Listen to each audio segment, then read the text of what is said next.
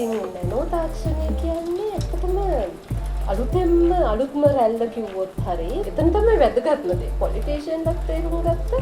ඒකට සම්බන්ධ වෙන්න විද්‍යාඥයෝත් අපේ නැගිලා හිටියා. ප්‍රොජෙක්ට් එකක් සමහර සයන්ටිස්ට්ලා සඳුදා ලැබ් එකට ආවහම සිකුරාදා තමයි ගෙදර යන්නේ. නිදියන්නේත් ලැබ් එකේ එච්චරට මේ තත්ත්වයට ගේන්න මහන්සි වුණා. අන්න එතනදී තමයි මුලින්ම මම වැටුනේ.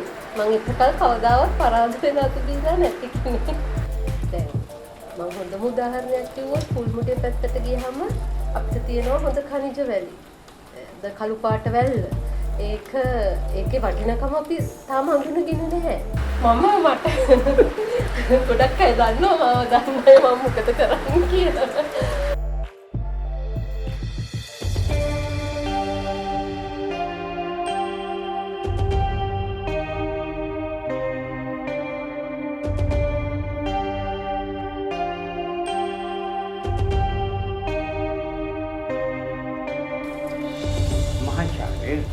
නිල්වලා කෝට්ටේමුද අය වර්තමානයේ ශ්‍රී ජයවර්ධනපුර විශ්වවිද්‍යාලයේ රසායන විද්‍යා පීඨයේ අංශාධිපති ලෙස කටයුතු කරනවා. ඒ වගේම මේ ස්ලින්ටෙක් කියන ආයතනයේ ශ්‍රී ලංකා නැනෝ තාක්ෂණ ආයතනයේ අධ්‍යක්ෂ මණ්ඩල සමාජිකාවක් වශයෙන් අය කටයුතු කරනවා. නිල්වලා තමයි පහුගිය කාලය පුරා මහත් ආందోලනයට ලක් වූ මේ නැනෝ යූරියා පොහොර පිළිබඳ කතාන්දරේ ප්‍රධාන චරිතය.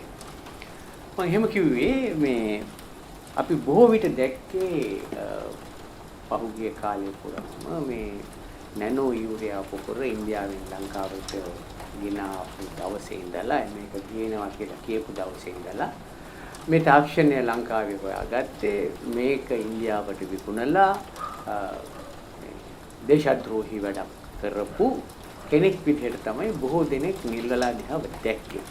මොකද අපේ ලංකාවේ සාමාන්‍යයෙන් තියෙන සිල්පත් තමයි අපි මේ යමක් දැකපු ගමන් හොයන්නේ බලන්නේ නැතුව තීන්දුව ගන්න ටිකක් පෙළඹෙන જાතියක්.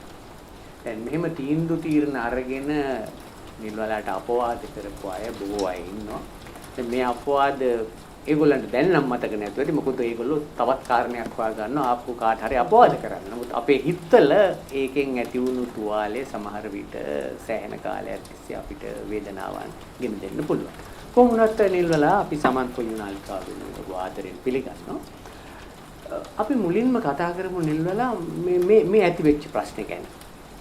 දැන් මේ මොකද්ද මේ නැනෝ තාක්ෂණය කියන්නේ? මොකද්ද මේ නැනෝ යූරියා පොහොර කියන්නේ? ඔව් සමන්. මම මුලින්ම ස්තුතිවන්ත වෙනවා මට මේ වගේ සාකච්ඡාවකට ආරාධනා කිරීම ගැන. සහ මට මේ chance එක හම්බ වෙච්ච එක ලොකු දෙයක්. මේක හරියට පැහැදිලි කරලා දෙන්න. ඉතින් නැනෝ තාක්ෂණය කියන්නේ ඇත්තටම අලුත්ම රැල්ල කිව්වොත් හරි. මොකද 2000 වර්ෂයේ විතර වෙනකොට ලෝකයේ අලුත් තාක්ෂණයක් ගොඩ නැගෙමින් තිබුණා. නැත්නම් අලුත් කාර්මික විප්ලවයක් විදියට හඳුන්වන්නත් පුළුවන්. ඉතින් දැන් ගොඩක් අය හිතන් ඉන්නේ මේක ගැන අමුතු විදිහට. දැන් සමහරු මේකට බයයි, සමහරු මේක ගැන හිතන් ඉන්නේ මේක නිකන් මැජික් බුලට් එකක්. මේකට නිකන් මොනවා හරි ලොකු විශ්වකර්මයක් කරන්න පුළුවන් දෙයක් විදිහට. නමුත් මම පොඩි පැහැදිලි කිරීමක් දෙන්නම් විනාඩි කිහිපයක් අරගෙන ඇත්තටම මොකක්ද නැනෝ තාක්ෂණය කියන්නේ කියලා. ඉතින් මේ නැනෝ කියන වචනය එන්නේ ග්‍රීක භාෂාවෙන්. අඟුටු මිට්ට ඩ්වාෆ් කියන තේරුම. ඒ කියන්නේ හරිම පුංචි. කොච්චර පුංචිද? හරිම පුංචි කිව්වට අපිට හිතා ගන්න බෑ. ඉතින් මේ නැනෝ කියන වචනය ඇත්තටම උපසර්ගයක්. මේක උපසර්ග ප්‍රිෆික්ස් එකක්. දැන් අපි හිතමු අපි ඒකක පාවිච්චි කරනවා. අපි බර කියනකොට ග්‍රෑම්, එතකොට දිග කියනකොට මීටර්, කාලය කියනකොට තප්පර. ඊගාවට අපි මේ යුනිට් එක අපිට ඕන දේ දැන් අපි හිතමු කූඹියක්ගේ සයිස් එක කියනවා කියලා. අපි මීටර් වලින් කියන්නේ නැහැ. එතකොට මිලි කියන උපසර්ගය දානවා. ඔය විදිහටම ආපු උපසර්ගයක් තමයි නැනෝ කියන්නේ. මිලි, මයික්‍රෝ, නැනෝ. ඒ කියන්නේ නැනෝ කියන්නේ මීටරයකින් බිලියනයකින් පංගුවක්. එහෙම නැත්නම් 10^9 මීටර්ස් කියන එක තමයි නැනෝමීටර් එකක් කියලා කියන්නේ. ඉතින් දැන් සමහරුන්ට ජෙනරල් කෙනෙකුට ඔක නොතේරෙන්න පුළුවන්. ඔයගලන්ට හොඳම මින්ම තමයි ඔයගලන්ගේ කෙස් ගහක් එළියට අරගන්න, විශ්කම්බය දිහා බලන්න, හරස්කඩ.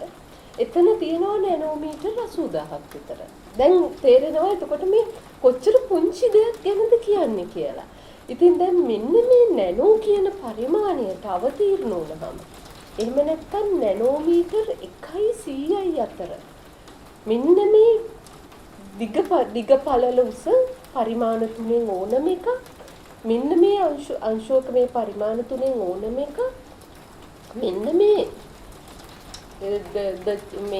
පරාසයට ඇතුළු වුණාට පස්සේ එකක් 100ක් නැනෝමීටර් පරාසයට ආවට පස්සේ ඒගොල්ලන්ගේ ගතිගුණ වෙනස් කරන්න පටන් ගන්නවා. උදාහරණයක් විදිහට මම මේ ගෙනාවේ අපි දන්නවා රත්තරන් ගැන. රත්තරන් කියන්නේ ලස්සන කහ පාටක් තියෙන එතකොට දිලිසෙන අපි හැමෝම කැමති රත්තරන් වලට.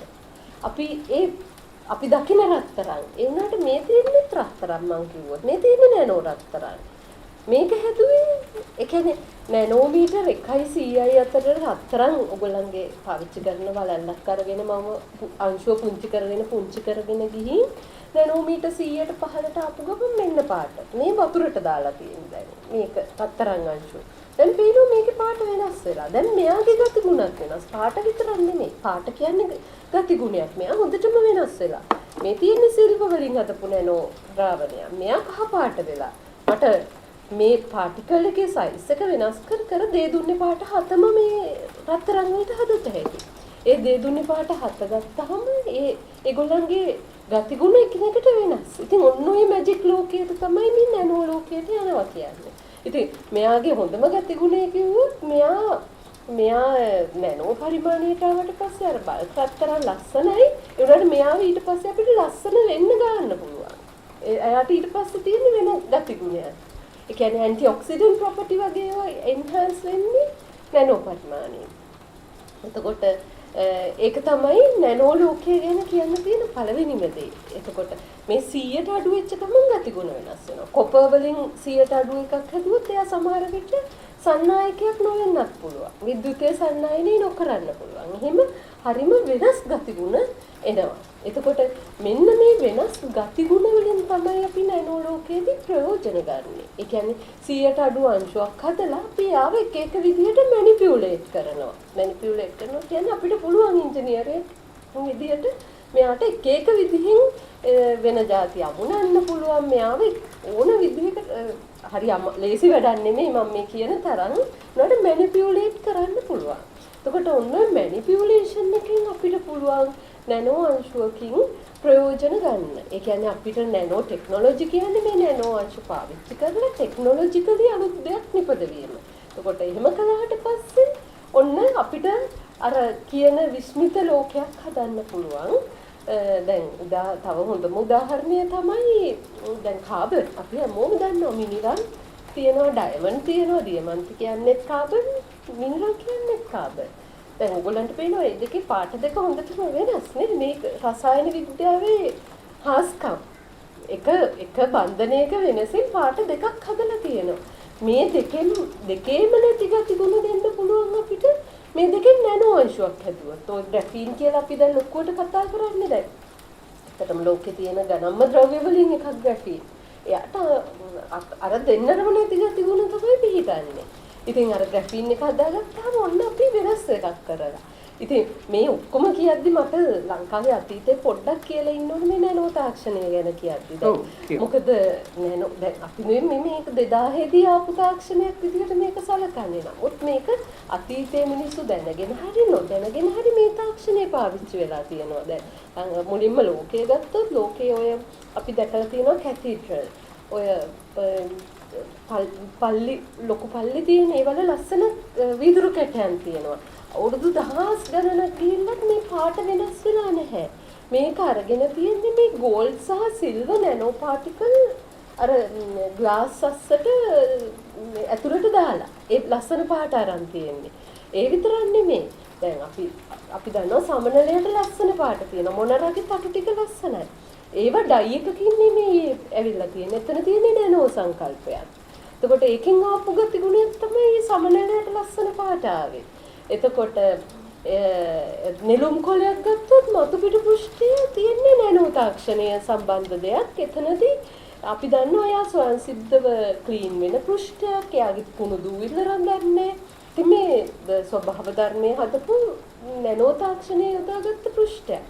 ඒකට තව ගත්තොත් මකුළුව වියන දැල තමයි ලෝකයේ තියෙන ශක්තියෙන් සහ ඇදෙන සුළු බවෙන් වැඩිම නැචරල් ද්‍රව්‍ය. අපි කවුරුත් හිතන්නේ නැතුව ඇති මකුළුවට මීටර් ගාණක් දැල මේ වියගෙන ගිය හැකි. මොකද්ද මේකට හේතුව? එයාගේ තියෙන නැනෝ ද්‍රව්‍යයක් එතන මත පිට පෘෂ්ඨයේ.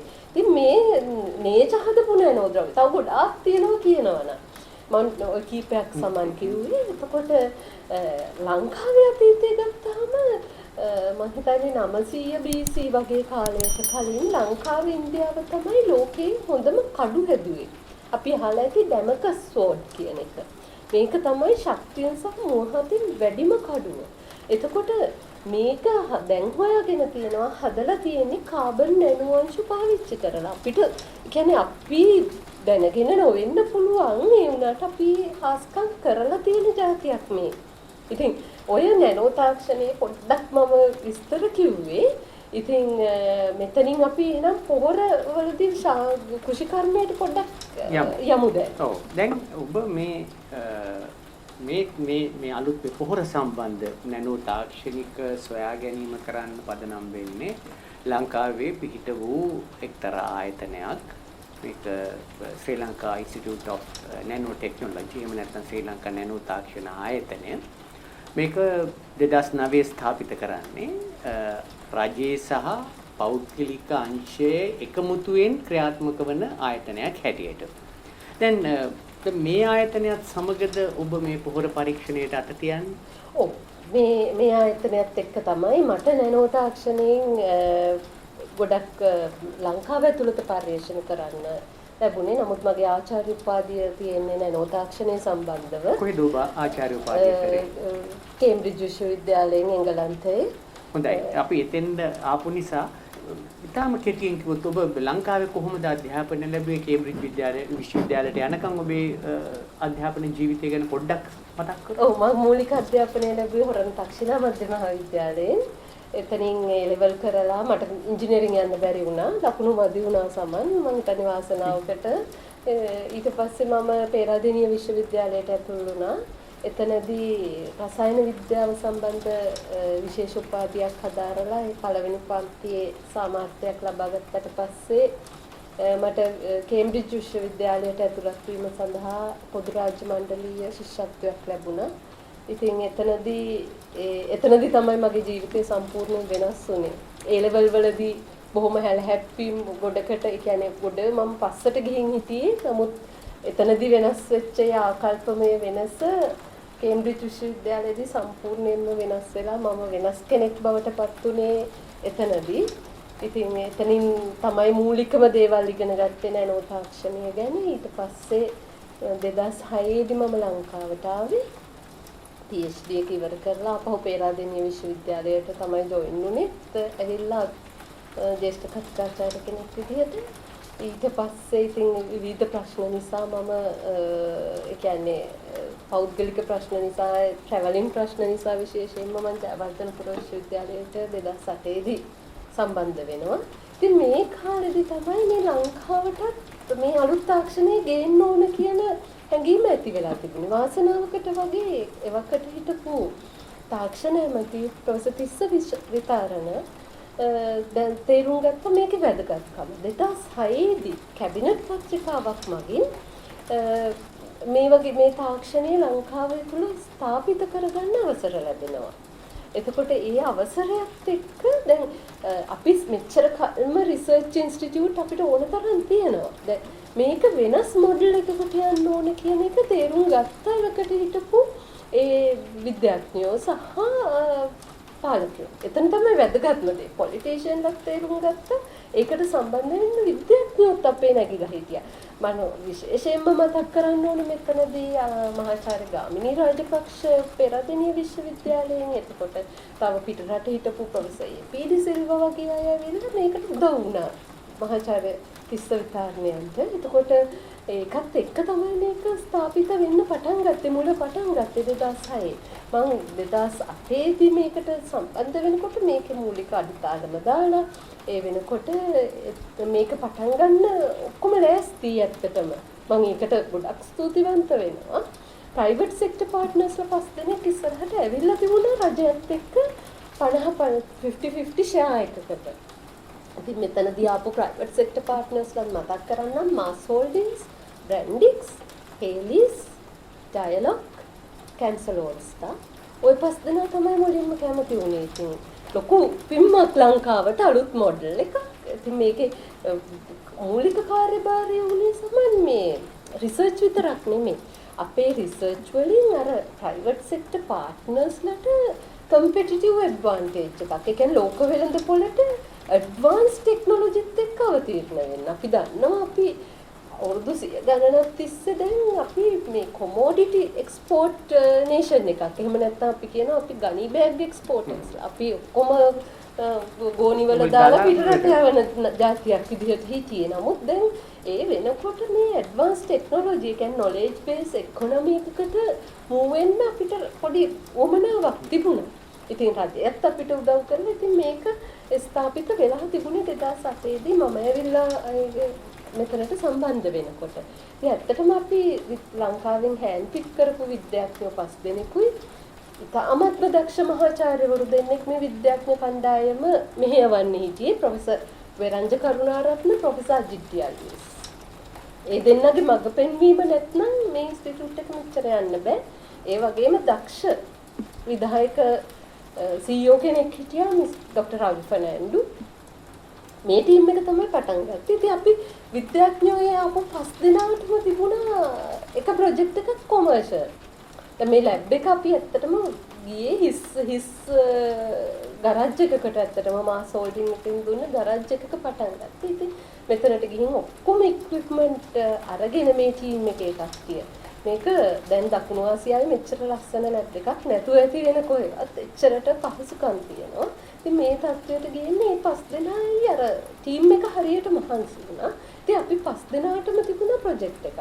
මොකද අර ප්‍රයිවට් සෙක්ටර් කම්පැනිස් 5ක් හිටියනේ. ඒගොල්ලෝ හැමෝම අපිට ඒගොල්ලෝ මේ ඔන් බෝඩ් එනවත් එක්කම ඉන්වෙස්ට්මන්ට් එකක් එක අපිට ප්‍රොජෙක්ට් එකක් දුන්නා. ඔයගොල්ලෝ මේක ඩිලිවර් කරන්න කියලා. ඉතින් මට හම්බ වෙච්ච එක තමයි මේ නැනෝ ෆර්ටිලයිසර් එකක්. මොකද ලෝකයේටම ඒ වෙනකොට ප්‍රශ්නයක් තිබුණා. හෙලිස් සමාගමේ අපි දන්නවා ගොඩක් ඒගොල්ලන්ගේ කම්පැනිස් තියෙනවා. ඉතින් ඒගොල්ලන්ගේ එක ඒරියා එකක් තමයි ඇග්‍රිකල්චර් කියන එක. ඉතින් ඒගොල්ලෝ දැනගත්ත ලෝකයේටම තිබිච්ච ප්‍රශ්නයක් තමයි අපි පොහොර භාවිතයේදී දාන පොහොර වලින් වැඩි හරියක් ගසට උරා ගන්න බෑ. ඒක සම්පූර්ණයෙන් දිය වෙලා යනවා.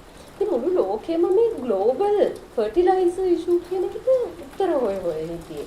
ඉතින් මේක අපිට කිව්ව මෙහෙම ප්‍රශ්නයක් තියෙනවා. ඔයගොල්ලෝ අපිත් මේකටම උත්තර හොයමු. ලෝකයක් එක්ක ඉස්සරහට යන්න පුළුවන්.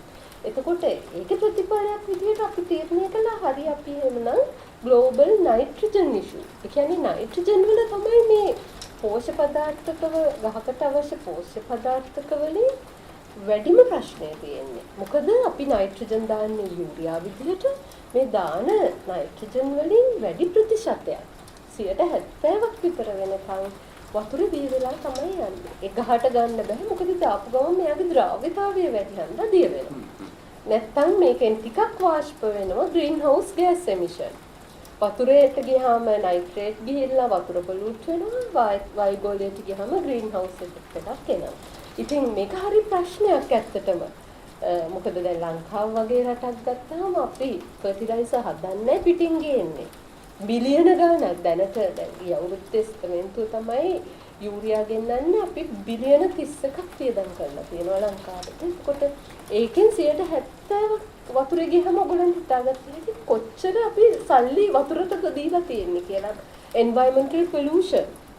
ඉතින් ඒ නිසා මෙන්න මේ නයිට්‍රජන් පොහොරක් ගහට වැඩියෙන් නයිට්‍රජන් දෙන්න පුළුවන්. ඒ කියන්නේ efficient absorption එකක් දෙන්න පුළුවන් නයිට්‍රජන් පොහොරක් හදන එක තමයි මේ ආයතනයේ පළවෙනිම ප්‍රොජෙක්ට් වලින් එකක් වුණේ. ඉතින් අන්න එතනින් තමයි මේ නැනෝ පොහොර හදන්න අපි පෙළඹුණේ. ඉතින් අපිට බොහොම තරුණ යුනිවර්සිටි එකෙන් අවුට් වෙච්ච ගමන් හිටපු ලැබ් එකේ කියන්නේ රිසර්ච් රිසර්ච් සයන්ටිස්ට්ලා දෙන්නෙකුත් හිටියා ඉමල්කමුනේ වීර නදීෂා දසූරිය මේ දෙන්න තමයි මේ ලැබ් එකේ ඔක්කොම මේ හાર્ඩ් වර්ක් ටික කළේ පටන් ගන්නෙදි. ඉතින් කරලා ඊට පස්සේ මෙතනදී අපි තීරණය කළා හරි. දැන් යූරියා තමයි අපි පාවිච්චි කරන්නේ. මොකද දැන් පොහොරක් හදද්දි සමන් අපිට ගොඩක් දේවල් බලන්න ඕන දැන්. අපි බෙහෙතක් වගේ නෙමෙයි. අපි මිනිස්සු බොන බෙහෙතක් නම් අපි කීය වුණත් සල්ලි දීලා ගන්නවනේ. ලෙඩ වුණාම බෙහෙතකට වියදම් කරනවා. නමුත් පොහොර ටිකට වියදම් කරන්න බැහැනේ. ගෝවියා කියන්නේ දුප්පත් මිනිස්සයා. අපි එහෙමනම් මේ දුප්පතුන්ට දෙන්නදී අපි ඉකොනොමිකලි වයබල් වෙන්න ඕනේ. එන්වයරන්මන්ටලි ෆ්‍රෙන්ඩ්ලි වෙන්න ඕන. අපිට බෑ පසට එක જાති දාලා කාලයක් තිස්සේ පස නාස්ති කරන්න. ඊගාවට ඉකොනොමිකලි සස්ටේනබල් වෙන්න ඕනේ. මේක ඉකොනොමික්ස් ගැලපෙන්න ඕන. එතකොට මෙන්න මේ වගේ දේවල් බලලා අපි හිතුවා හරි. එහෙමනම් දැන් නැනෝ තාක්ෂණය පාවිච්චි කරන්නත් බෑ. එහෙමනම් අපි දැන් හොයාගන්න ඕනේ නැනෝ අංශුවක් මේකට. දැන් අපි තීරණය කළා අපි පාවිච්චි කරන්නේ යූරියා තමයි. ඊට වඩා ගණන් පෝර જાති තිබුණා ඒනට අපිට හොඳම යූරියා. මොකද දුප්පතාගේ පොහොරනේ යූරියා කියන්නේ. එතකොට අපි යූරියා අරගෙන අපි කලේ දැන් යූරියා තනියෙන් තිබ්බම දිය වෙනවා. සමන් මේකද කියන්න ඕනේ මේ සංකල්පය අපි නිකන් ඉස්කෝලේදී ඉගෙන ගන්න ෆන්ඩමෙන්ටල් සයන්ස් එකක්. මේ ඇඩ්වාන්ස් තාක්ෂණයක් යොදාගත්තට මේ යූරියා ටික අරගෙන ඕන කෙනෙකුට තේරෙන්න ඕනේ දැන් නිකන් තිබ්බොත් මෙයාට ඕන විදියට දුවත හැකි හැමතැනම. නමුත් අපි කලේ මේ ටික අල්ලලා එක තැනකට ගැට ගැහුවා. දැන් හිතන්නේ දැන් මම මේ ෆෝන් එක හිතන්නකො මේක මම යූරියා ටික අමුණනවා. එතකොට මෙයාට තනියෙන් දුවන්න බෑ. මෙයා කන්ට්‍රෝල් කරනවා. එතකොට මෙයා තමයි තීරණය කරන්නේ හරි මම මෙයාව එළියට දානවා. දැන් මම මුලින්ම මෙතන එළියෙම ඉන්න එක්කෙනාව එළියට දානවා. ඊගාවට ඊගාව එක්කෙනාව දානවා. ඔය විදිහට හිමින් මේ ටික මෙයාට පුළුවන් දැන් එතකොට කන්ට්‍රෝල් කරලා රිලීස් කරන්න. ඕක තමයි සංකල්පය. හරිම සරලයි. දැන් එහෙම හේදුවන ළමයි ටිකක් අල්ලලා බස් එකක දාලා එක තැනකින් නම් තව තැනකට ප්‍රවාහණය කළා වගේ. ඒක අපි කිව්වා හරි මේ නැනෝ පාටිකල් එකට ඔයාට දැන් මේ යූරියා අමුණලා තියෙනවා. දැන් ගහට ගිහින් මේ ටික දෙන්න ඉන්නේ. ඒක කොහොම සිම්පල් දෙයක්. එතකොට මෙතනදී ඇයි නැනෝ පාටිකල් එකකයි ලොකු එකක් ගත්තේ නැත්තේ? ඒක නීගව ප්‍රශ්නේ. දැන් හිතන්න මම මේ ෆෝන් එක අරගෙන මේ ලොකු පාටිකල් එකේ මේක දැන් පෘෂ්ඨයටනේ අමුණන්නේ. මේ පෘෂ්ඨයට අමුණද්දි මට එළියට එන පෘෂ්ඨ කීපයක් තියෙනවා මේකේ. පේනවනේ දැන් මේ ටික තියෙනවා. මම මේ ෆෝන් එක දෙකට කපලා කෑලි දෙකක් අරගෙන පෘෂ්ඨ ටික ගත්තොත් අපිට ඒ වොලියුම් එකේම පෘෂ්ඨ ගොඩක් හැදෙනවා. ඒක පැහැදිලිනේ නේද? දැන් මෙහෙම තනියෙන් තියෙන පෘෂ්ඨයේ පෘෂ්ඨීය ක්ෂේත්‍රඵලයට වඩා ඒ වොලියුම් එකම දෙකට කපලා අරගෙන පෘෂ්ඨීය ක්ෂේත්‍රඵලය ගත්තොත් වැඩි. එතකොට මට තව යූරියා එකට අමුණන්න පුළුවන්. ඒක හතරට කැපුවොත් තවත් පුළුවන්.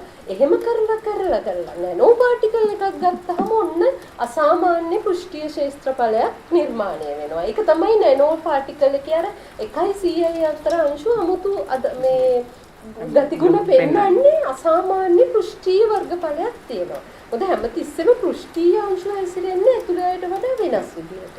එතකොට මේ අසාමාන්‍ය පෘෂ්ඨීය වර්ගඵලයක් තියෙද්දි අපිට පුළුවන් ගොඩක් යූරියා මේකට එකතු කරගන්න. ඕක තමයි සංකල්පය. ඉතින් මොකක්ද අපි මේ ගත්ත මැජික් නැනෝ පාටිකල් එක? දැන් පරිස්සමෙන් ගන්න එපා පස්සට දාන්න බෑ හිතන නැනෝ පාටිකල්. Bio compatible. එහෙම නැත්නම් අපේ ශරීරයට අහිත කර වෙන්න බෑ. අපේ ඇඟට යන්න පුළුවන් මේක පස්සේ එකතු වෙන්න පුළුවන්. ඉතින් අපි ඔතනදී ආපහු මොකද අපි ගොඩක් වෙලාවට මට උගන්වපු ටීචර්ස්ලා ඔය ඒ ටීම් එකේ හිටපු අය ගොඩක් මේ ප්‍රොෆෙසර්ස්ලා දෙන්න හැම වුණත් අපි ගොඩක් නේචර්ගෙන් තමයි ගොඩක් දේවල් ඉගෙන ගත්තේ. අපිට තේරුණා දැන් අපේ බෝන් එක ඇඟේ තියෙන ඇට මේව හැදිලා තියෙන්නේ නැනෝ හයිඩ්‍රොක්සි ඇපටයිට් වලින්. දැන් ඔයගොල්ලෝ අපි දන්නවා සමන් මේ ඇට එක බරගත්තාම බෝන් එකේ බරත් එක්ක ගත්තාම ශක්තිය අසාමාන්‍යයි. නිකමටවත් හිතුවද ඇයි මෙච්චර ශක්තිමත් උනේ කියලා මෙයා. සාමාන්‍ය ශක්තිමත් වෙන්නේ බර දෙයක්. මෙච්චර බර අඩු එකක් ශක්තිමත් උනේ මෙතන නැනෝ අංශු පාවිච්චි වෙන්නේ. ඇඟේ. එතකොට මේ අපිත් හිතුවා හරි යූරියා නැනෝ අංශු ප්‍රෝටීන් එක මෙතන තියෙන්නේ. අපි හිතුවා හරි යූරියා කියන්නේ තේමයිට් එක. එයාව එහෙනම් පුළුවන් වෙන්න ඕන හයිඩ්‍රොක්සි ඇපටයිට් වලට මෙහෙම ගැට ගන්න. දැන් හයිඩ්‍රොක්සි ඇපටයිට් හානි කර නැහැනේ. එතකොට අපි කලේ මේ හයිඩ්‍රොක්සි ඇපටයිට් පාටිකල් එක හදලා මේකට යූරියා ටික ඇමිනුවා. තව උදව්වක් වුණා හයිඩ්‍රොක්සි ඇපටයිට් වල එපා වල ෆොස්ෆේට් වල තියෙන්නේ හයිඩ්‍රොක්සි ඇපටයිට්. එතකොට අපිට මෙයාගෙන් නයිට්‍රජන් විතරක් නෙමෙයි ෆොස්ෆරස් දෙන්නත් පුළුවන්. මොකද ෆොස්ෆරස් වල ප්‍රශ්නයක් තියෙනවා. ඒ රොක් ෆොස්ෆේට් එක දිය වෙන්නේ නැහැ, ගහට හම්බ වෙන්නේ නැහැ. නමුත් නැනෝ අංශු ආවට පස්සේ මේක හොඳට දිය වෙනවා. හැබැයි අපි ඉන්ජිනියර්ඩ් ෆොස්ෆේට් හැදුවේ ඊට අමතරව කැල්සියම් දෙන්නත් පුළුවන්. අපි තවත් ඉස්සරහට ගිහින් මම තව ටිකකින් කියන්නම් ඒක ගැන. තව මේක දියුණු කරලා තියෙනවා. එතකොට දැන් ශාක පෝෂක කීපයක්ම දෙන්නත් පුළුවන්. ඒකට ඔන්නෝක තමයි බේසික් සංකල්පය උනේ මේ පසක දාන ෆෝමියුලේෂන් එකක්. මේක ඔයගොල්ලන්ට පේනවා ගොවින්ට යූරියා හිනවා වගේම මේක හින්න පුළුවන්. මේකේ 40%ක් නයිට්‍රජන් තියෙනවා, යූරියා වල 46යි. එතකොට ෆොස්ෆරස් 6ක් P2O5 විදිහට තියෙනවා. එතකොට දැන් අපිට එක ගලෙන් කුරුල්ලෝ දෙන්නෙක්ම දැන් මේකට දාලා තියෙන්නේ. මේක තමයි ඉතින් අපේ නිර්මාණය නැනෝ පොහොරවල.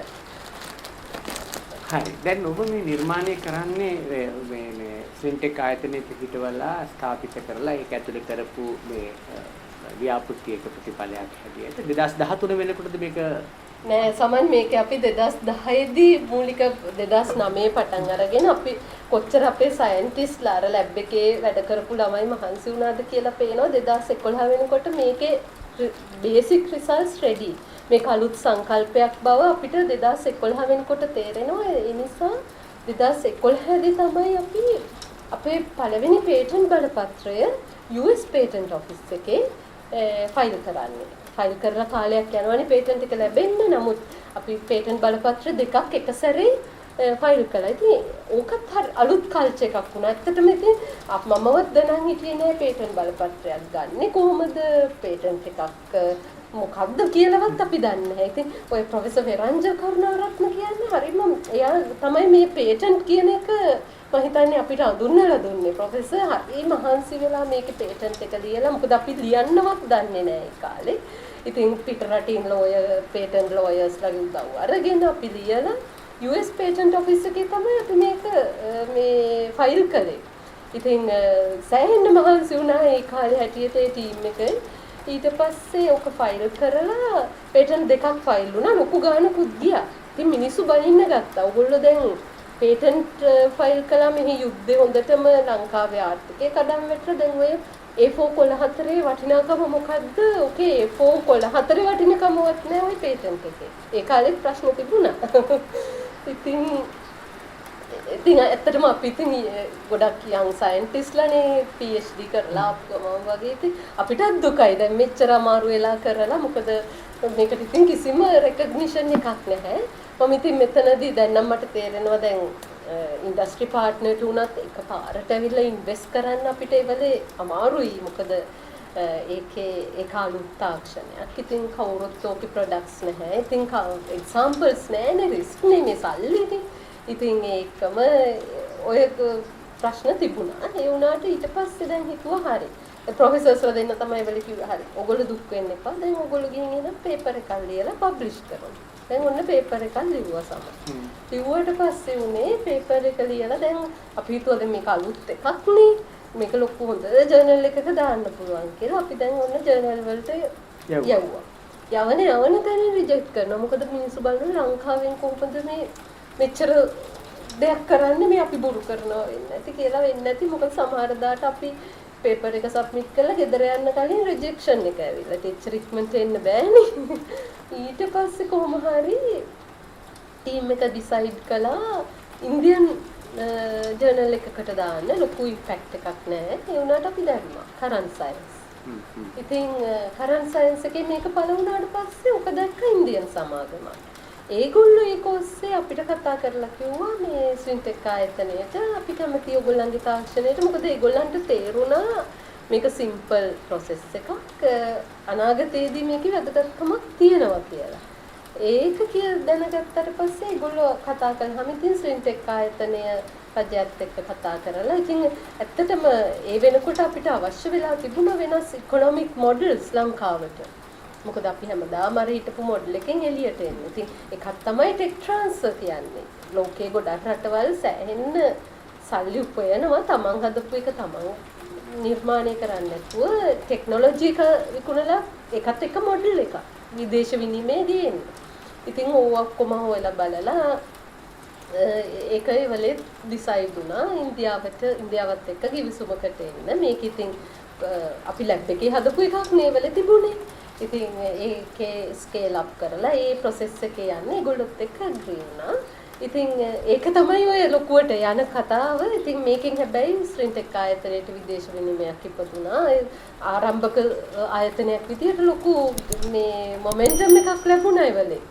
ඉතින් ඔතනින් තමයි ඔය පේටන්ට් බලපත්‍රයේ තාක්ෂණ හුවමාරුව සිද්ධ වුණේ. නමුත් පේටන්ට් බලපත්‍ර ටික තාම ස්ත්‍රින්ටෙක් ආයතනයට අයිති. අපිට දෙකක් නෙමෙයි දැන් තියෙනවා පේටන්ට් 3ක් මේකට US පේටන්ට් ඔෆිස් එකෙන් තව එකක් පබ්ලිෂ් වෙලා තියෙනවා. ඉතින් පේටන්ට් 4ක උරුමයක් තියෙනවා ස්ත්‍රින්ටෙක් ආයතනයට. ඉතින් මේක දැන් ඊට පස්සේ සමන් මේ වැඩේ ඉවර නැහැ. දැන් ටෙක්නොලොජි උමාරුණාට දැන් අපි මේක ලැබ් එකේ හදලා ගොවියන්ට දෙන්න බෑනේ නේද? මේක මහා පරිමාණයෙන් නිෂ්පාදනය කරන්න ඕනේ. ඉතින් ඒ ගමන අපි මේකට ස්කේල් අප් එක ඉන්ජිනියරින් මේක ස්කේල් අප් එකක් කළා. ස්ත්‍රින්ටෙක් ආයතනයේම කිලෝ දැන් 175ක් විතර දවසට හදත හැකි. මේක ස්කේල් අප් එකක් කරා. එතනදිත් ඉතින් අපි මේ ලංකාවේ අය තමයි ඒ ආයතනයේ හිටපුම කෙනෙක් සුනන්ද ගුණසේකර ගොඩක් මහන්සි වෙලා මේක ස්කේල් අප් කළා ප්‍රොසෙස් එක. ඉතින් තවත් අපේ අය එකතු වෙලා ඉතින් ස්කේල් අප් කරලා අපි හදලා පෙන්නුවා කිලෝ 100ක් ඒ වෙනකොට. ඒ විතරක් නෙමෙයි දැන් මේක මෙහෙම තිබිලා වැඩක් නැහැ නේ. ජල ද්‍රව්‍යතාව බලන්න ඕන ගොවියන්ට නෙදෙන්නේ ෆීල්ඩ් ට්‍රයල් යන්න ඕනේ. ඒ වගේ අපිට ඉස්සරහට ආවා වී පර්යේෂණ ආයතනයේ සහ තේ පර්යේෂණ ආයතනයේ ඒගොල්ලන්ගේ ෆීල්ඩ් වල දාලා ඉතාමත්ම ආදරයෙන් මතක් කරනවා මේ ආයතන දෙක. ඒගොල්ලෝ ෆීල්ඩ් ට්‍රයල් කළා ගොවියොත් එක්ක. ගොවීන්ගේ ෆීල්ඩ් ට්‍රයල් දක්වා කළා. ඉතින් මේකේ හොඳම ප්‍රතිඵල ආවා අම්පාර දිස්ත්‍රික්කයේ වී වගාව සඳහා වැලිපසක් තියෙන පසක් තමයි අම්පාර තියෙන්නේ. ඉතින් අපිට ඇත්තටම 25%ත් 40ත් අතර ෆර්ටිලයිසර් කියන්නේ නයිට්‍රජන් සේවිං එකක් එක්ක yield improvement එක 5ත් 15ත් අතර ලැබුණා. ඉතින් තේවල ඊට වඩා හොඳට ආන්සර් කළා. තේවලත් අස්වැන්න 15ක් විතර වෙනකම් වැඩි වෙන අතර සේවිං එක 50ක් දක්වා විතර යන්න පුළුවන් වුණා. රත්නපුර ගාල්ල සහ ඌව පළාතේ තමයි අපි ට්‍රයල් කළේ. ඉතින් වී පර්යේෂණායතනයෙන් අම්පාර දිස්ත්‍රික්කයට මේක රෙකමෙන්ඩේෂන් දීලා තියෙන්නේ. නමුත් තේ පර්යේෂණායතනයේ ට්‍රයල්ස් තාම ෆයිනලයිස් කරලා ඉවර නැහැ. අපි තවදුරටත් ඒගොල්ලොත් එක්ක ඉතින් වැඩ කරගෙන යනවා. ඉතින් ඕක තමයි ඒ චැප්ටර් එකේ අවසානයේ ඒ වෙනකොට මම හිතන්නේ දැන් සෑහෙන කාලයක් අපි මේකේ දැන් ලෝකේ හිතපු නැති තරම් කාලයක් අපි මේ නැනෝ යූරියා කියන එක හදලා තියෙනවා ලංකාවේ. ඉතින් අපි මේකේ කරලා තියෙනවා. ඇත්තටම කියනවා නම් ජෙනරේෂන් 3ක සයන්ටිස්ට්ලා මේ වෙනකොට මේ ප්‍රොජෙක්ට් එකේ ඉඳලා තියෙනවා. හුඟක් අය දැන් ඒ හිටපු අය PhD අරගෙන ලංකාවටත් ඇවිල්ලා ආපහු ඉන්නවා. තවත් සමහරව මේ වෙනකොට PhD මේකෙන් ලබා ගන්නවා. ඉතින් හිතාගත හැකි කොච්චර කාලයක් කී දෙනෙක්ගේ මහන්සියද මම මේ පැය භාගයකට මෙතන ඇවිල්ලා කතා කරන්නේ කියන එක පැහැදිලි ඇති සමන් මේක ඇත්තටම ගොඩක් මහන්සි වෙච්ච ප්‍රොජෙක්ට් එකක්. සමහර සයන්ටිස්ට්ලා සඳුදා ලැබ් එකට ආවහම සිකුරාදා තමයි ගෙදර යන්නේ. නිදියන්නේත් ලැබ් එකේ. එච්චරට මේක මේ තත්ත්වයට ගේන්න මහන්සි වුණා. දැන් මෙල්වලා දැන් මේ මහන්සිය අපේ රටේ දැනට තියෙන අපිට තියෙන ආර්ථික සම්පත් සහ අපේ රටේ රාජ්‍ය හෝ වේවා පුද්ගලික හෝ වේවා ඒ තියෙන සම්පත් සහ ඒ වටපිටාව එක්ක අපිට පුළුවන්කමක් ඇති වෙයිද කවදා හෝ මේක වාණිජ්‍යමය වශයෙන් විශාල පරිමාණයෙන් නිෂ්පාදනය කරන තැනකට යන්න? මම හිතන්නේ මගේ ටීම් එකේ ඔක්කොගෙම බලාපොරොත්තුවත් එතන තමයි තියෙන්නේ. අපි ඔක්කොම දැන් අපහුවේ පරණ අයද අලුත් ළමයි අපි ඒ ටීම් එකේ හිටපු සයන්ටිස්ට්ලා මහාචාර්යවරු ඔක්කොම බලන් ඉන්නේ මේක ඊගාව තැනට ගෙනියන්න. විශේෂයෙන්ම මේකට කේම්බ්‍රිජ් විශ්වවිද්‍යාලේ ප්‍රොෆෙසර් ගිහාන අමරතුංග පවාව අපි ඔක්කොමලා දැන් සැදී පැහැදී ඉන්නවා ඉන්වෙස්ටර් කෙනෙක් ඇවිල්ලා අපිට මේක හරි අපි මේක ගෙනියමු කියන තැනට එනකන් මොකද අපිට මේක පුළුවන් ඊගව තත්ත්වයට ගේන්න. ඇත්තටම ඉතින් අපි මේක එම් කරන්න ඕන ලංකාවට දෙන්න විතරක් නෙමෙයි. අපිට පුළුවන් වෙන්න ඕන හම්බන්තොටට අපිට බඩු අරගෙන එන නැවට අපේ රටේ මේ වගේ දෙයක් හදලා අපි මොකද ඉන්නේ සිල්ක් රූට් එකේ හරි මැද මේ නැවට දාන්න පුළුවන් නම් අන්න එදාට තමයි ලංකාව අර knowledge based economy එකකට මාරු වෙලා අපි අර advanced technological nation කෙනෙක් වෙන්න පුළුවන් වෙන්නේ. ඉතින් මම හිතන්නේ දැන් මේකේ අර cycle එක අපි complete කරලා තියෙන හින්දා හොඳ වෙලාව කාට හරි ඇවිල්ලා උදව් කරලා මේකේ ඊගාව ස්ටේජ් එකට මුල් ගන්න තියන්න. මොකද දැන් ලොකු ප්‍රශ්නයක් අපිට පෝර නැහැ. පොහොර දැන් අනාගතයේදී ප්‍රශ්නයක් ඇත්තටම යූරියා හදන එක වුණා එනර්ජි කන්සම්ප්ෂන් ගත්තාම එනර්ජි ෆුට්ප්‍රින්ට් එක හරිම වැඩි. මෙහෙම නාස්ති කරන්න බෑ. ඒ නිසා ඒක අනිවාර්යෙන් advance fertiliser third generation fertiliser එකක් වෙන්නම ඕන. වෙන්න නම් ඉතින් අපි ලෝකේට ඒ කියන්නේ ශ්‍රීන්ටෙක් ආයතනය මගින් පළවෙනි වතාවට මේක දීලා තියෙනවා. පළවෙනිම සංකල්පයේ විදිහට. දැන් අර ඉන්දියාව ඔබෙන් ගත්ත තාක්ෂණය වාණිජ්‍ය නිෂ්පාදනය සඳහා දැන් ඒ ආයතනය මේකේ ඉස්සරහට යamak ගිහිල්ලා තියෙනවද? ඒ ගැන නම් මම දන්නේ නැහැ. මොකද එතනදී ඒගොල්ලන්ට ආපු විවිධ ප්‍රශ්න හින්දා ප්‍රොජෙක්ට් එක මගදී නැති වුණා. නමුත් ඒ වෙනකොට ලංකාවට ඇත්තට ඉතින් ඒකෙන් ප්‍රයෝජනයක් නැති වුණා නෙමෙයි. මොකද ටෙක්නොලොජි එක ඩෙවලොප් කරන්න ඒගොල්ලොත් අපිට උදව් වුණා එතනින් ඉස්සරහට. දැන් වර්තමානයේ තවත් සමාගමක් ඉන්දියානු මේ පොහොර සමුපකාර ආයතනය ඒ නිෂ්පාදනය සමග මේ ඔබේ නිෂ්පාදනයේ සම්බන්ධයක් තියෙනවද? මෙහෙමයි සම්බන්ධයක් නැහැ කියලා මම කියන්නේ. නමුත් මෙහෙමයි සම්බන්ධයෙන් අපි කන්සෙප්ට් එකක් ලෝකයට දුන්නාම ප්ලැට්ෆෝම් එකක් තියෙනවා. ඒක උස්සේ ඕන කෙනෙකුට තවදුරටත් යන්න පුළුවන්. කන්සෙප්ට් එකනේ වැදගත්ම වෙන්නේ. ඉතින් අපේ කන්සෙප්ට් එක මම දැන් පැහැදිලි කළානේ. දැන් ඔය දියර පොහොරවල කන්සෙප්ට් එකේ තියෙන්නේ නැනෝ පාටිකල් වලට යූරියා මුනලා. දැන් මේ මම හිතන්නේ ප්‍රේක්ෂකයන්ට පුළුවන් හඳුනගන්න මොකද්ද සම්බන්ධය කියලා. ඒක කියන්නේ ඔබ දැන් මේ රත්තරන් මේ වතුරේ දිය කරා වගේ කතන්දරයක්ද සරල විදිහට කිව්වොත්? මෙතනදී කලේ හයිඩ්‍රොක්සි අපටයිට් නැනෝ පාටිකල් එකකට යූරියා හයි කළා. ඉතින් දැන් මේකේ මේ එන දියර පොරවල තියෙන නැනෝ පාටිකල් එකකට යූරියා හයි කරලා. හයි කරලා ඒක වතුර සමගද කියන්නේ? ඒක වෙනස තමයි ඒක දියරයක්. ඒක සොලිඩ් එකක් නෙමෙයි. ඒක දියරයක්. ඉතින් අපි මේක මේ තත්ත්වයට හදන්න කලින් දියරයක් තමයි තිබුණේ.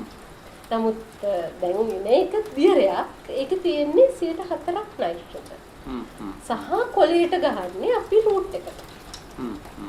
ඉතින් ඕක තමයි වෙනස. ඉතින් 100ට දැන් සාමාන්‍යයෙන් ශාකයක අවශ්‍යතාවය පොඩ්ඩක් අපි මම මේ වෙලේ මතක් කරන්නම්. මෙතන ෆන්ඩමෙන්ටල් සයන්ස් එකක් තියෙනවනේ. දැන් අපි වීශාකේ ගත්තොත් හෙක්ටයාර් එකක් වගා කරලා අපි වී අස්වැන්න ගන්නකොට වී ඇටේට සොලිඩ් ද්‍රව්‍යනේ පිරෙන්නේ. එතකොට ඕම් පිරලා අපි අස්වැන්නක් එළියට ගන්නකොට වී මෙට්‍රික් ටන් 5ක් ගන්න ෆීල්ඩ් එකකින් නයිට්‍රජන් කිලෝග්‍රෑම් සාමාන්‍යයෙන් 50ක් පසෙන් ඉවත් වෙනවා. එතකොට ඊගාව කන්නේදී නයිට්‍රජන් 50 පසට ආවේ නැත්නම් අර වී යට පුරවන්න අවශ්‍ය පෝෂ්‍ය ද්‍රව්‍ය නැති වෙනවා. ඒක දෙන්නේ කොයි විදිහටද කියලා ගහදන්නේ නැහැ. මට දුන්නේ ඕගනික් නයිට්‍රජන්ද මට දුන්නේ ඉනෝගනික් නයිට්‍රජන්ද ඒව මුකුත් ගහදන්නේ. ගහ හොයන්නේ මුල ගිහින් හොයනවා හරි මට නයිට්‍රජන් තියෙනවද මට අනිත් පෝෂක තියෙනවද මේ වී යට ටික හදන්න. ඒක තමයි බලන්නේ. එතකොට ඒක නැත්තම් අර ඒ ඵලදාව එන්නේ නැහැ. එතකොට අපි ඕනම පොහොරක් අලුතෙන් දෙනකොට ඒ සංකල්පේ ඉන්න ඕනේ. දැන් මේකේ 140ක් තියෙනවා. යූරියා දැම්මා වගේමයි. හැබැයි යූරියා වගේ දැන් අපත යන්නේ නැහැ. වැඩි හරියක් අපි ශාකයට දෙනවා. නමුත් ඉතින් ඊට වඩා ප්‍රතිශතය අඩු වෙනකොට දාන්න ඕන ප්‍රමාණය එතකොට අපි ඒ කැල්කියුලේෂන් එක ගැන සැලකිලිමත් වෙන්න ඕනේ. දැන් ඔබේ මේ ස්ලින්ටෙක් ආයතනයත් එක්ක ඔබ දැනුත් සම්බන්ධ නිසා මම මේ අහන්නේ ස්ලින්ටෙක් ආයතන ලැබලා දීලා තියෙන මේ තමන්ගේ බල සීමාව තුළ දැන් විදේශීය මේ වාණිජමය ආයතන සමග මේ වගේ නිෂ්පාදන ඉදිරියට ගෙන යාම සඳහා වූ බලයක් නැත්තම් මේ ඉඩකඩක් සලසලා දීලා තියෙනවද එහෙම නැද්ද? ඒක තමයි මැන්ඩේට් එක. ඒක තමයි මැන්ඩේට් එක මේ රටේ අපි කරන්නත් ඕනේ. ඒක මොකද සමන් විශ්වවිද්‍යාලවල සෑහෙන පරිශ්‍රණ වෙලා තියෙනවා. සෑහෙන දේවල් මම හිතන්නේ ලෝකයේ අපිට සෑහෙන ඉස්සරහට යන්න අවශ්‍ය මූලික පරිශ්‍රණ වෙලා තියෙනවා. එතකොට අර ස්වින්ටෙක් වගේ මොඩල් එකක් තිබුණා නම් මේක වාණිජමය අගයක් දෙන්න අපිට සෑහෙන දේවල් කරන්න ඕනේ. ඉතින් කරන්න පුළුවන්. ඉතින් පොලිසි එකක් තමයි දැන් ඕනේ. දැන් එහෙම තාම අපිට ඒ ස්ලිම්ටෙක් ආයතනයට පුළුවන්. ස්ලිම්ටෙක් දැන් අලුතෙන් ඇවිල්ලා තියෙනවා. ඒකත් ඒ විදිහ තමයි ශ්‍රී ලංකා ඉන්ස්ටිටියුට් ඔෆ් බයෝටෙක්නොලොජි. දැන් දෙවනි හෙක්සගන් එකකුත් ඇවිල්ලා තියෙනවා. ඒ දෙකොල්ලන්ගේම මැන්ඩේට් එක තාක්ෂණය නිර්මාණය කරලා වාණිජමය වටිනාකමක් ගන්න එක. දැන් ඔබ උත්සාහයක් දරනවද මේ කාලෙදිත් මේ ඔබේ මේ පොහොර නිෂ්පාදනය ලෝකේ ප්‍රධාන පෙළේ වාණිජ්‍ය නිෂ්පාදන සමාගම් අතරින් හෝ අපේ රටට කීර්තියක් ලාභයක් වාසියක් පහසුකමක් ලැබෙන විදිහට වාණිජ්‍ය නිෂ්පාදනය සඳහා යොමු කිරීමේ උත්සාහය. ඇත්තටම ඉතින් මේ දවස්වල අපි ස්ලින්ටෙක් ආයතනය මගින් ඒක කරගෙන යනවා. ඉතින් මේකෙදි තව ඉකොනොමික් ෆැක්ටර් එක අපිට ඩිවෙලොප් කරන්න ඕමනාව තිබුණා සමන්. ඉතින් මම මේ වෙලාවේදී ඒකත් මතක් කරන්නම්. අපි පස්සේ ශ්‍රී ජයවර්ධනපුර විශ්වවිද්‍යාලයත් එක්ක එකතු වෙලා මේ සයන්ටිස්ට්ලම අපි මුලින් පටන් ගත්ත අයම තාම ඉන්නවා. අපි ඔක්කොම එකතු වෙලා ශ්‍රී ජයවර්ධනපුර විශ්වවිද්‍යාලයේදී මේකේ process එක තව ටිකක් ඩිවෙලොප් කරලා තියෙනවා. ඒ කියන්නේ මේකෙත් next generation fertilizer එක ඩිවෙලොප් කරා. ඉතින් දැන් ඒ නිසා දැන් මේ ආයතන දෙකම එකතු වෙලා මේ දවස්වල ඉතින් බලනවා කවුරු හරි කොමර්ෂල් පාර්ට්නර් කෙනෙක් ප්‍රොජෙක්ට් එකට එකතු කරගන්න පුළුවන්ද කියන එක. පොඩ ඉතින් විවිධ මේ මෑතකදී වෙච්ච ඒ හැලහැප්පීම් එක්ක ගොඩක් අය හැබැයි දැන් කතා කරන්නත් පටන් අරගෙන ඒ විසිබිලිටි එකෙන් මම හිතන්නේ අර ඕන දෙයක හොඳ නරක දෙකක් තියෙනවානේ. ඉතින් විසිබිලිටි එකක් ඇවිල්ලා තියෙනවා ප්‍රොජෙක්ට් එකට සහ අපිව වෙන මාර්ගයකට දැන් හිතන්න ඒකෙන් මම හිතන්නේ අපි පෙළඹුණා කියලා දැන් අපි දැන් හොයන්න එපා මේ අලුත් පියවරක් තිබ්බේ රජයෙන්. ඉතින් ඒක හොඳ පියවරක් ඇත්තටම. ඒ කියන්නේ අපි වෙනස් වෙන්න ඕනේ. හැමදාම යූරියා වල ඉන්න බෑ. නමුත් ක්‍රමානුකූල වෙනසකට අපි යන්න දැන් හොඳ අවස්ථාවක්. දැන් අපි සුබ ප්‍රාර්ථනා කරනවා මේ පදනම මතින් මේ ඔබ ඇතුළු ඔබේ කණ්ඩායම ඔබේ මූලිකත්වයෙන් ඔබේ නායකත්වයෙන් කරපු මේ අලුත් සොයා ගැනීම ඔස්සේ අපිට තවත් ඉදිරියට ගිහිල්ලා මේක වාණිජ්‍යමය පැත්තෙනුත් අපේ රටට මේ මුදල් ලබාගත හැකි මාර්ගයක් බවට පත් වේවා කියලා. ඒකම මම හිතන්නේ මේ අපි පොදුවේ තව කාරණයක් දෙකක් ගැන අපේ අවධානය යොමු කරොත් හොඳයි කියලා නිල්වලම මම හිතුවා. දැන් මේ දැනුම ආයෝජනය කිරීම නැත්නම් තාක්ෂණය මගින් කරන ආයෝජන පිළිබඳව තවමත් අපේ බොහෝ දෙනෙක් තුල තියෙන නිකම් පසුගාමී අදහස්. අපි ඒ ගැනත් යමක් මේ සාකච්ඡාවේදීම කතා කරොත් හොඳයි කියලා හිතනවා. ඇත්තටම ඊගාව ඉකොනොමි මොඩල් එක වෙන්න ඕනේ ඒක. දැන් ලංකාවේ උදාහරණයක් විදිහට ගත්තොත් ඔය දැනුම ආයෝජනය කරන්න ගොඩ දේවල් තියෙනවා සමාන. දැන් මම හොඳම උදාහරණයක් කිව්වොත් පුල්මුඩේ පැත්තට ගියහම අපිට තියෙනවා හොඳ khනිජ වැලි. ද කළු පාට වැල්ල. ඒකේ වටිනකම අපි තාම හඳුනගෙන නැහැ. අපි ඉල්මනයිට් කියලා කියන්නේ අපි ගෝනි වල දාලා කිලෝ එකක් රුපියල් 150කට විතර විකුණලා මිලියන 80ක විතර ආදායමක් ගන්නවා. නමුත් ඔකට වැලියු ඇඩ් කළොත් එකට නැනෝ ටයිටේනියම් දක්වා ගියොත් නැත්නම් ටයිටේනියම් ලෝහය දක්වා ගියොත් අපිට ඕකේ සෑහෙන්න ලොකු එකට 250ක රුපියලකට 250ක වැලියු ඇඩිෂන් එකක් කරන්න පුළුවන්. ඉතින් මේ පරිශ්‍රණත් අපේ විද්‍යාඥයෝ කරලා පෙන්නලා තියෙන්නේ. ටයිටේනියම් ඩයොක්සයිඩ් වල පයිලට් ප්ලාන්ට් එකක් පවා හැදුවා. ඉතින් තව අනිත් එක තමයි ග්‍රැෆයිට්. ඇත්තටම දැන් ඒකේ නම් ඔබ අහන්නත් ඇති සිලෝන් ග්‍රැෆීන් ලිමිටඩ් ස්ලින්ටෙක් ආයතනයත් එක්ක වාණිජමය වටිනාක වාණිජමය ප්‍රොඩක්ෂන් ෆැසිලිටි එකක් පටන් ගත්තා. එතනදී ග්‍රැෆයිට් ඒ කියන්නේ අපිට තමයි ලෝකයේ හොඳම ග්‍රැෆයිට් තියෙන්නේ. Ceylon graphite number 1 world number 1. අපි ආපහු එකෙන් ලොකු වැලියු ඇඩිෂන් එකක් කරන්නේ ග්‍රැෆීන් හැදුවොත් අපිට ලොකු මුදල්මය වාණිජමය වටිනාකමක් එනවා. මොකද සාමාන්‍ය ඉස්සරහට එනර්ජි සෙක්ටර් එකට ග්‍රැෆයිට් නැතුවම බැරි වෙනවා. Value added graphite. අපි දැන් 0 කාබන් වලට යන්නේ.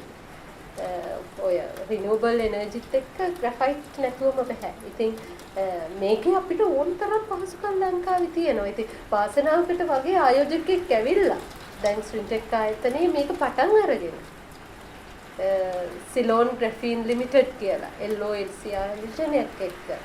ඉතින් මේක දැන් තේරුම් අරගෙන යනවා කියලා මට තේරෙනවා. මොකද මෙච්චර කල් නිකන් ඔය ඇඩ්වාන්ස් ටෙක්නොලොජි පැත්තේ ඉන්වෙස්ට් නොකරපු අපේ ආයෝජකයෝ මේ වෙනකොට පෙළඹිලා තියෙනවා. ඒගොල්ලන්ගේ අර කෝ බිස්නස් එකෙන් පොඩ්ඩක් එළියට ඇවිල්ලා මේ වගේ ඇඩ්වාන්ස් ටෙක්නොලොජි වල ආයෝජනය කරන්නේ. ඒ ට්‍රෙන්ඩ් එක ලැබිලා තියෙනවා ලංකාවට. මම හිතන්නේ දැන් මේක අපේ ගොඩක් අය තේරුම් අරගෙන නෑ කියන්න බෑ. හිමින් ඉතින් අපේ ගමන පටන් අරගෙන කියලා දැනෙනවා. හොඳයි නිලලා ඔබ බොහොම ඉතාම වැදගත් වන්නා වූ කරුණු කාරණා කිහිපයක් අපහාමී තිබුණේ. දැන් මේ කාරණාත් සමගම මම මේ මෙතනින් හාත්පසින්ම වෙනස් තැනකට යන්න කැමතියි. ඔබ මේ සාකච්ඡාව මේ ආරම්භයේදී ඔබේ ජීවිතයේ මුල් කාලය ගැන කියද්දී කිව්වා මේ බොහෝ හැලහැප්පිලිවලට ඔබ මේ අධ්‍යාපනය ලැබුණ කාලේ මූණ දීලා තමයි මේ කේම්බ්‍රිජ් විශ්වවිද්‍යාලය වෙත යන්න පාර හැදුනේ කියලා. හැලහැප්පිලි කියන්නේ මෙහෙමයි සමන්. ඒක මට අර A level වල මම ඉංජිනේරින් යන්න කැමැත්තෙන් හිටපු කෙනෙක්. නැත්නම් මට සියලුම පහසුකම් ගෙදරින් ලැබුණ අධ්‍යාපනයේට ඒකේ ප්‍රශ්න තිබුණේ නැහැ. නමුත් මම ඉතින් හරි බලාපොරොත්තු තියන් හිටියේ මම කොහොමරි ඉංජිනේර් කෙනෙක් වෙනවා කියලා. අන්න එතනදී තමයි මුලින්ම මම වැටුනේ. මම එතකල් කවදාවත් පරාද වෙනවද දීලා නැති කෙනෙක්. මුල්ම පරාජය A level වල. ඉතින් එතනදී ඒ වෙලාවේ මම සෑහෙන්න මානසිකව වැටුණා. නමුත් අර ඒක අපහු අරගෙන ඉතින් මං හිතන්නේ කවුරු හරි ශිෂ්‍යයින් මේක අහගෙන ඉන්නවා නම් ඉතින් ඒ වගේ දේවල් වෙන්නේ හොඳට අපි හිතන්න ඕනේ හැමතිස්සෙම මේ එහෙම දැන් ඉංජිනේරින් ડોක්ටර් කියලා ප්‍රොෆෙෂන් එකක් නැහැ මම අපස්සරිලා බලද්දී. හොඳම දේ තමයි අපිට හොඳ සයන්ටිස්ට් කෙනෙක් වෙන්න පුළුවන් නේද? දැන් මොන වෘත්තියේ හිටියත් අපිට වෙනස් විදිහට හිතන ඉනෝවේෂන් කියන එක තමයි වැදගත් වෙන්නේ. අපිට පුළුවන් වෙන්න ඕන අර out of the box thinking. ඕක තමයි නැත්තේ. ඉතින් මම එතනින් තමයි ඉගෙන ගත්තේ මට opportunities වැඩි එහෙම වෙලාවක කියන එක. හොඳයි. දැන් ඔබ මේ ඔබේ පුද්ගලික ජීවිතය සහ ඔබේ මේ විද්‍යාත්මක ජීවිතය නැත්නම් මේ පර්යේෂණාත්මක ජීවිතය මේ දෙකම දිහා ආපහු හැරිලා අද බලද්දී ඔබට මොන වගේ හැඟීමක්ද ඇති වෙන්නේ? මම ඇත්තටම සතුටු වෙනවා. මොකද සමන් මම පුද්ගලික ජීවිතයට කිසිම බලපෑමක් කරගත්තේ නැහැ මගේ ප්‍රොෆෙෂනල් කැරියර් එක නිසා. මොකද මම PhD කරන කාලේ තමයි මට පුතා ලැබුණේ. ඉතින් ඒ ඔක්කොම මම පැරලලි කරගත්තා. අදටත් මම ගෙදර වැඩ ටික ඔක්කොම කරලා මම මේ දෙක බැලන්ස් කරගෙන තමයි යන්නේ. ඉතින් ඒ හින්දා මම හිතන්නේ මම ඒ දෙපැත්තෙන්ම අචීව් කරලා තියෙනවා. ඒ විතරක් නෙමෙයි මට කියලා හැමතිස්සෙම වෙලාවක් තියාගන්නවා මම මාව අමතක කරන්නේ නැහැ. දැන් ඒ නිල්වලා කෝට් එකට කියන මම එයා මොනවද කරන්නේ මේ මම වෙනුවෙන්? මට ගොඩක් අය දන්නවා මම දන්නේ මම මොකද කරන්නේ කියලා.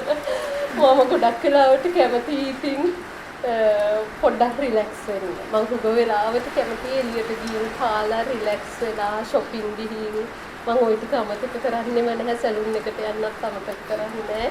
ඉතින් මම හැමතිස්සෙම ඒ ටික වරද්දන්න නැතුව කරනවා. ඒ වගේම හැමදාම උදේට එක්සර්සයිස් කරන එක අමතක කරන්නේ නැහැ. ඉතින් ඔය ටික බැලන්ස් කරගෙන ඉන්නවා. අනාගත බලාපොරොත්තුවක් ගැන තියෙනවද? දැන් ඔබේ මේ සොයා ගැනීම මෙතනින් ඉස්සරහට යායුතු තැනක් ගැන යායුතු ඉලක්කයක් ගැන අපි අර කිව්වා වගේ ඉතින් වාණිජ්‍යමය වටිනකමක් දෙන්න ඕනේ. ඒ වගේම ඉතින් මම හරි සතුටු වෙනවා මගේ වටේ ඉන්න රිසර්චර්ස්ලා, ස්ටුඩන්ට්ලා, මගේ කලීග්ලා එක්ක ඒ සෝෂල් ලයිෆ් එක විතරක් නෙමෙයි ඒගොල්ලෝ දැන් මගේ ශිෂ්‍යයෝ ගොඩක් ඉන්නවා මම වගේ වෙන්න ඕන කියලා. මට ඉතින් හරි සතුටුයි කිව්වහම මට මැඩම් වගේ වෙන්න ඕන කියලා ගොඩක් ළමයි එනවා මං ගාවට මේ රිසර්ච් කරන්න. ඉතින් අර හැමදේම දැන් ඒගොල්ලන්ට ඕන මම වගේ වෙන්න ඕන කියන අය ඉන්නවා. ඉතින් මම ඒකෙන් ගොඩක් තෘප්තියක් ලබනවා සමන්. මොකද මට පේනවා යංග ජෙනරේෂන් එකක් මගේ පිටිපස්සෙන් එනවා. ඉතින් මට ඒගොල්ලන්ට ඒ පාර දෙන්න ඕන. මගේ යුනිවර්සිටි එකට ජයවර්ධනපුර විශ්වවිද්‍යාලයට ඉතින් අලුත් චැප්ටර් එකක් දැන් අපි දන්නවා විශ්වවිද්‍යාලවලත් ඉතින් අපි තාම ට්‍රැඩිෂනල් විදිහට ඉන්නේ. විශ්වවිද්‍යාලයක් මට ඊගාව තලයට ගෙනියන්න මට මහන්සි ඒකට ගොඩක් මහන්සි වෙනවා මේ දවස්වල. හොඳයි. ඒ තමයි මහාචාර්ය නිල්වලා කුට්ටේ.